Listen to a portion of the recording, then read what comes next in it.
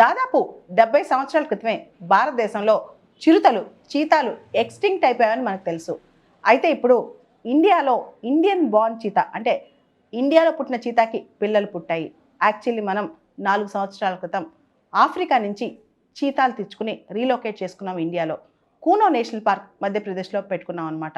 ఇప్పుడు ఇండియాలో పుట్టిన చీతాకి పిల్లలు పుట్టాయి.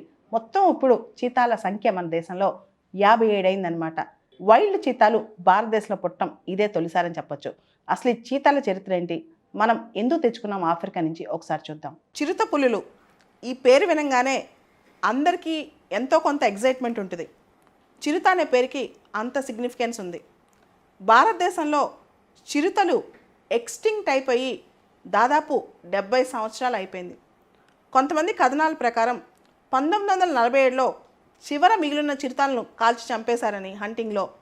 కొంతమంది కథనాల ప్రకారం ఛత్తీస్గఢ్లో ఒక చిరుత హంట్ చేస్తూ కనిపించిందని 1952లో. మొత్తం మీద 70 సంవత్సరాల క్రితం వరకు కనిపించాయి, ఇప్పుడు కనిపించట్లేదు. ఇండియాలో చిరుతలు ఎక్స్టింక్ట్ అయిపోయాయి. ఇండియాలో ఉన్న చిరుత వెరైటీ ఏషియాటిక్ చీతా. ఈ ఏషియాటిక్ చీతా కొన్ని మాత్రం ఇప్పుడు ఇరాన్లో ఉన్నాయి.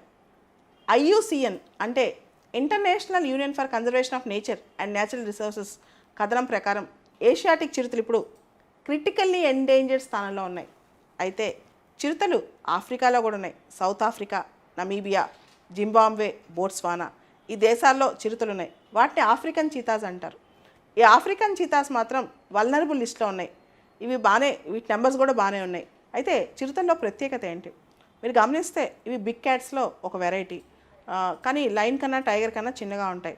చిరుత 0 to 3 సెకండ్స్లో అంటే వితిన్ 3 సెకండ్స్లో 120 కిలోమీటర్ స్పీడ్లో పరిగెత్తగలదు. అంటే అంత ఫాస్ట్గా యాక్సిలరేట్ అవ్వగలదు అనమాట.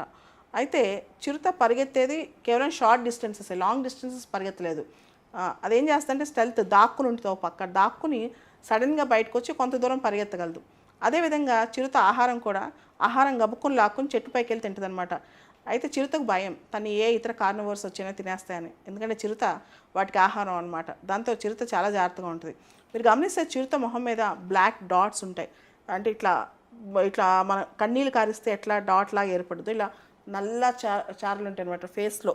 అలాంటి చిరుత ఒంటి మీద పైన ఆరెంజ్ కలర్ స్కిన్లో బ్లాక్ డాట్స్ ఉంటాయి, కింద పొట్ట భాగం తెల్లగా ఉంటుంది అనమాట. ఓవరాల్గా చిరుతలు అనేవి ఇప్పుడు మనం ప్రొటెక్ట్ చేసుకోవడం, బయోడైవర్సిటీని కన్సర్వ్ చేసుకోవడం లాంటిదే.